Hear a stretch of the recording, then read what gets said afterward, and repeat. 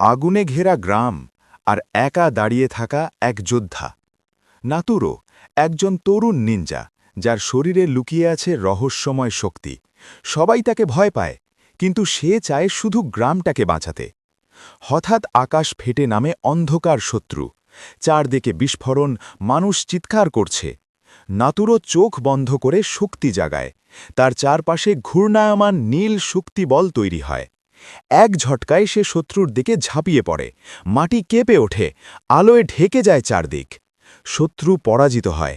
ধোঁয়ার ভেতর দাঁড়িয়ে নাতুরো বলে, আমি শক্তিশালী হতে চাই, ঘৃণার জন্য নয়, সুরক্ষার জন্য।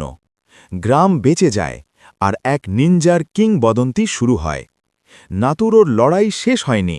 নাতুরো এবং তার বন্ধুরা কিভাবে লড়াই করে, পার্ট 2 দেখতে চাইলে এখনই সাবস্ক্রাইব করে পাশে বেল আইকনটি বাজিয়ে দিন।